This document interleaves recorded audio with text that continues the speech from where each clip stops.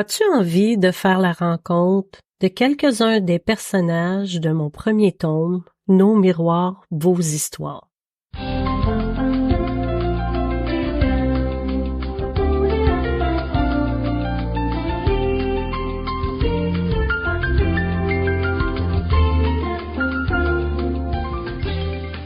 Dans le premier épisode de mon podcast, Ma voix, nos histoires, je t'ai parlé de mes rêves réalisés, dont celui d'écrire un livre et d'être publié. Je t'ai aussi mentionné que mon premier rêve était de devenir coiffeuse, déjà toute jeune, et à l'adolescence, le deuxième rêve était de devenir propriétaire de mon propre salon de coiffure. L'idée de commencer à écrire a germé lorsqu'une de mes collègues de travail me racontait ses fins de semaine rocambolesques. C'est rien de moins. En fait, j'avais déjà pris ma retraite en tant qu'entrepreneur. J'avais vendu mon salon. Et puis, je travaillais une journée semaine après avoir vendu. Et puis, je travaillais avec cette fameuse collègue de travail-là tous les mercredis. Et puis, elle me racontait ses week-ends, des histoires rocambolesques qu'elle avait vécues, les gens qu'elle avait rencontrés, et puis tous les parties qu'elle pouvait participer. Elle me racontait ça. Et je lui disais, presque à chaque fois, je lui disais, « Mon Dieu, Natacha, on pourrait écrire une télésérie avec ta vie, tellement que elle vivait des trucs que les autres personnes ordinaires, je vais dire, ne vivent pas. » Faut dire que Natacha, elle a quand même une facilité de raconter ses histoires qui est aussi comique et qui devient très intéressant à écouter. Donc, c'est comme ça que l'idée est venue d'écrire un livre. C'est qu'à chaque fois, je lui disais, « Mon Dieu, c'est sûr qu'on pourrait écrire une télésérie avec ta vie. » Elle me disait, « Ben, Manon, tu veux prendre ta retraite? Écris-la, la télésérie. Let's go! » Et puis la première fois qu'elle m'a dit ça, je me suis dit, ouais, moi, écrire une télésérie, j'ai aucune idée comment on fait ça et j'ai aucun contact. Je peux écrire une partie inspirée par toutes ces histoires, mais travailler là-dessus et puis après ça, pas être choisi comme projet pour en faire une télésérie. Je trouvais que c'était beaucoup d'énergie pour rien. Donc, je me suis dit, ben pourquoi pas commencer à écrire, mais je vais écrire un livre avec l'inspiration de tout ce qui se passe en salon et puis, bien entendu, inspiré aussi des histoires de Natacha. Donc, c'est comme ça que j'ai commencé à écrire. Et puis, quand j'ai décidé vraiment de faire le pas, je suis allée m'acheter des cahiers, des crayons. Et puis, le lendemain, je parle à une de mes amies qui a un salon d'esthétique. Et puis, elle me dit, « Ah ouais, Manon, tu vas écrire un livre? » Elle me dit, « J'ai une cliente qui vient justement de venir me porter une feuille avec des inscriptions pour des ateliers d'écriture qu'elle va donner chez elle, qui est dans ma région. » Donc, quand elle m'a dit ça, je me suis dit, non, ça, c'est pas un hasard. C'est vraiment ce que je dois faire. C'est la synchronicité. Ça me confirmait que ça serait une belle aventure. Donc, je me suis inscrite à ces ateliers d'écriture-là, qui étaient donnés par Sylvie, qui a été vraiment inspirante pour moi, là. vraiment. Et puis, c'est comme ça que l'aventure a commencé. J'ai travaillé sur mon manuscrit pendant 10 ans. C'est sûr, j'ai pas eu le temps d'écrire non-stop, mais je me suis trouvé une coach d'écriture et puis pour mettre à point mes histoires pour que ce soit intéressant. Et puis j'ai réussi à me faire éditer. Une maison d'édition a bien voulu publier mon livre. Martine Carignan, que j'ai rencontrée dans une retraite d'écriture, a bien voulu lancer mon premier livre, Nos miroirs, vos histoires. Donc c'est comme ça que j'ai eu l'idée et que je me suis lancée. Puis mon livre est sorti le 14 juin 2020, la journée de l'anniversaire de mon ancien salon de coiffure, où on a célébré cette journée-là en même temps les 35 ans du salon. Maintenant, j'ai envie de vous lire un petit bout du premier chapitre de mon livre pour vous présenter mes personnages. Avant, je vous lis la dédicace que j'ai faite pour mes enfants. À mes enfants, ne doutez jamais de votre capacité à accomplir vos rêves. Ce livre est la preuve que tout est possible. Premier chapitre. Mes coiffeuses. Lundi matin, comme la plupart des coiffeuses du Québec, je suis en congé aujourd'hui. Installée devant mon ordinateur avec un bon café, les enfants déjà partis pour l'école, je savoure ce moment de tranquillité. Entre le brouhaha du salon et le rush du souper devoir bain, ce temps de solitude devient un privilège. En cette période estivale de ma tourelle, je peux voir les poneys courir dans le parc, près de la maison. J'adore mon coin de pays, qu'on appelle les Jardins du Québec, la campagne, pure et simple. Complètement au sud de la province de Québec, les terres agricoles s'étendent à perte de vue. Les jardiniers maraîchers y cultivent une grande variété de légumes qui alimentent notre belle province et bien au-delà. Quelques rares producteurs laitiers sont encore installés sur les terres paternelles. C'est ici que je suis née. Ma clientèle est composée en grande partie de gens travaillant sur ces fermes maraîchères. À partir du mois d'avril jusqu'au mois de novembre, les heures accumulées pour arriver à cultiver des produits de qualité sont incalculables. Je tente donc de les accommoder comme je peux au salon. Pendant cette période de l'année, toutes les 6 semaines, j'ai une cliente qui part avec la teinture encore sur sa tête. Pas le temps d'attendre, surtout avec 4 enfants en plus à la maison. J'apprécie ces débuts de semaine où je peux tranquillement prendre mes courriels et naviguer sur le web en jetant un œil sur les réseaux sociaux. Je suis souvent étonnée de voir tout ce qui peut s'écrire là.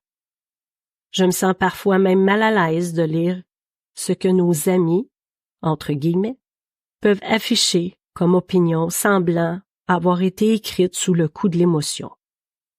Par contre, lorsque la vie nous malmène, partager nos peines est une méthode rapide et efficace pour trouver la compassion de la part de ces mêmes personnes.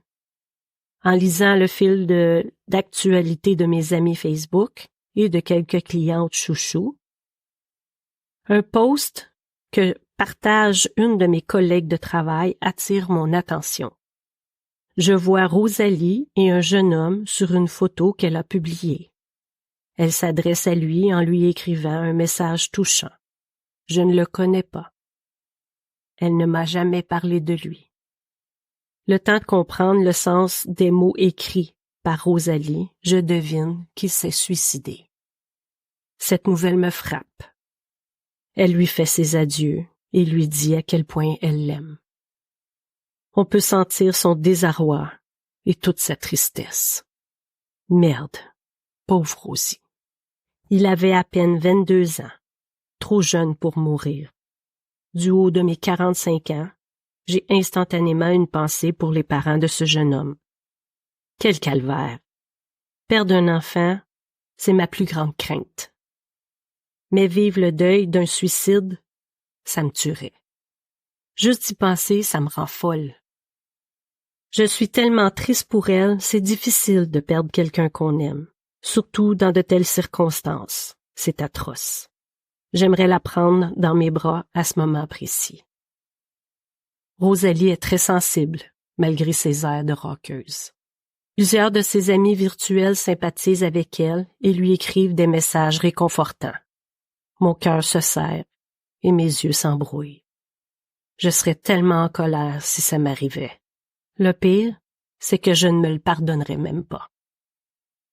La culpabilité me rongerait et me rendrait malade, à coup sûr. Mon Dieu, protège mes enfants du suicide. Rosalie peut au moins partager sa peine en direct, et comme certaines personnes ont sans doute déjà vécu quelque chose de semblable, les mots de ses amis virtuels sont bien choisis pour expliquer l'inexplicable. Tout ça me trouble. Je lui écris en privé. « T'es en deuil, Rosie? Toutes mes condoléances. Fais pas de conneries, OK? » Elle me répond instantanément. « Merci, Estelle. Inquiète-toi pas. » Pourquoi ça me rassure pas? Quelques jours plus tard, elle me raconte comment elle a appris la terrible nouvelle. Elle téléphonait à un ami qu'ils avaient en commun.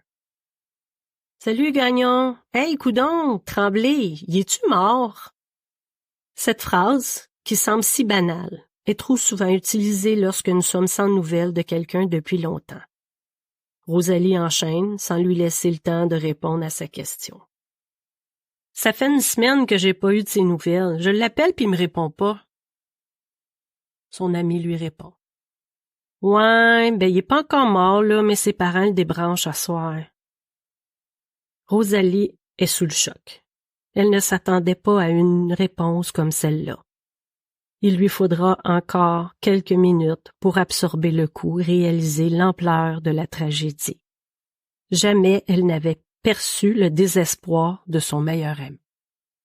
Je trouve l'instinct de l'être humain étrange.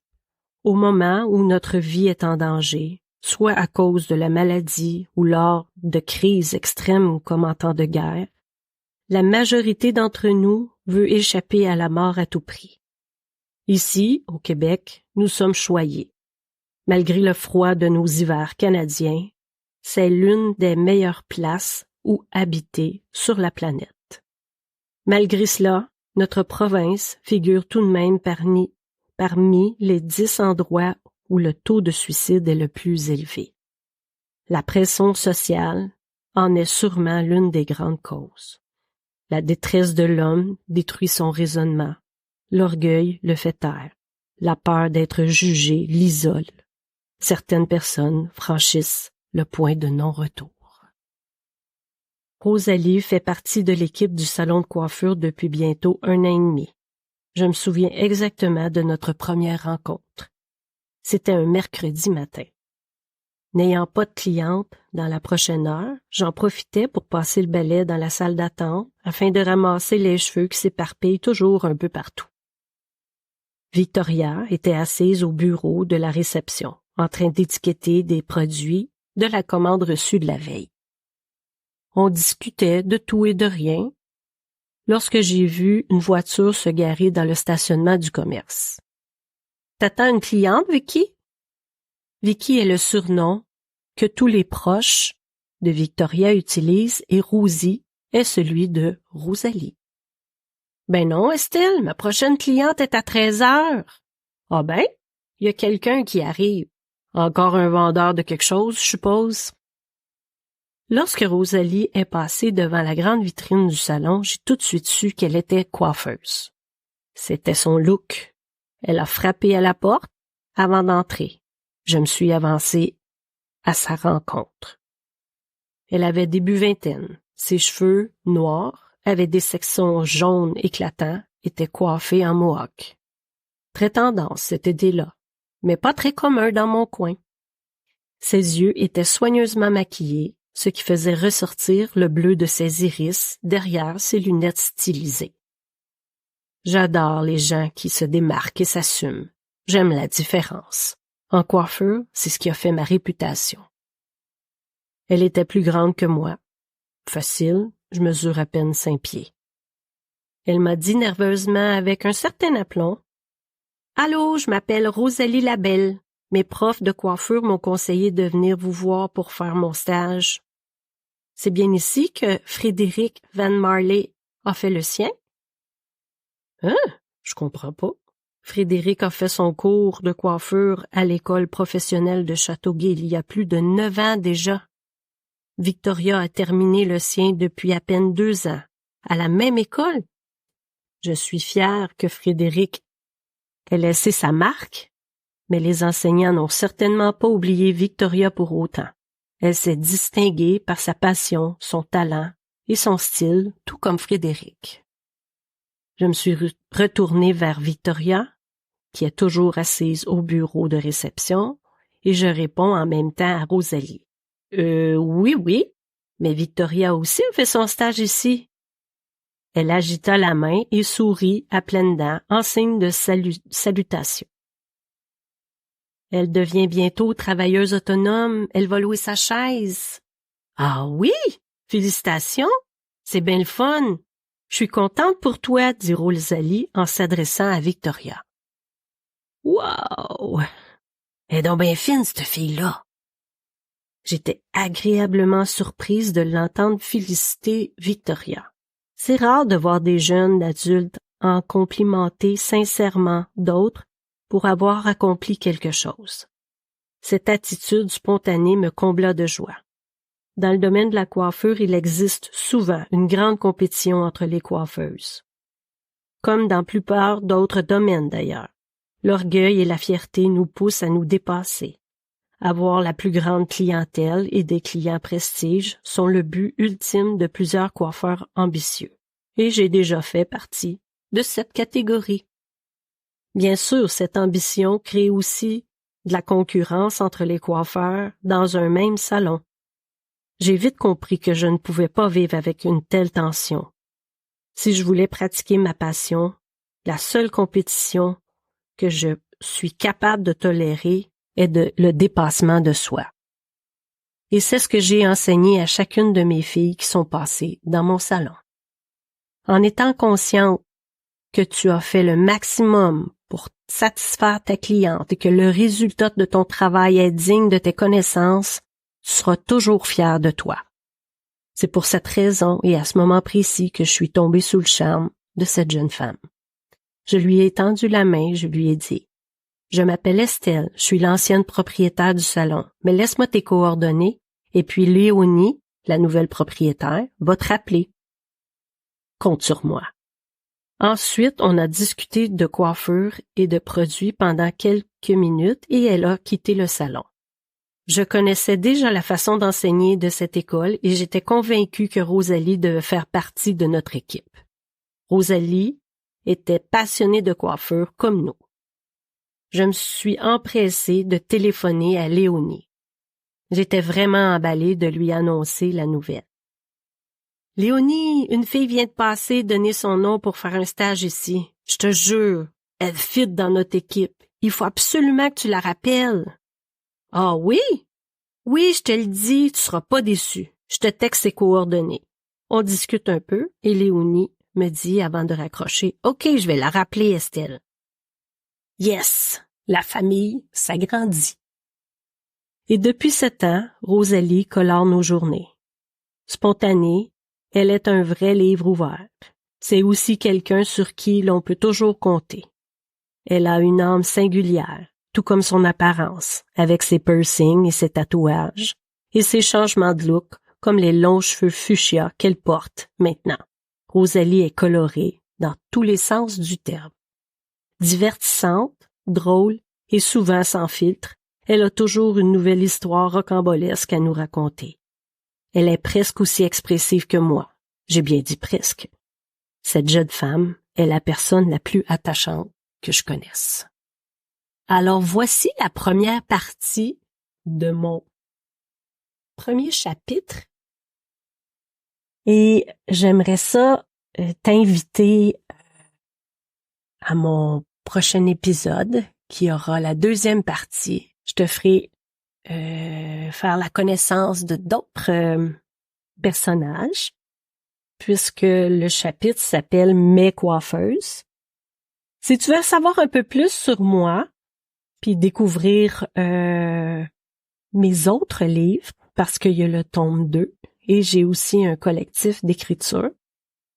Et si ça a piqué ta curiosité, tu peux aller sur mon site web manon-lambert.com et puis ensuite tu pourras m'envoyer peut-être un courriel avec tes commentaires.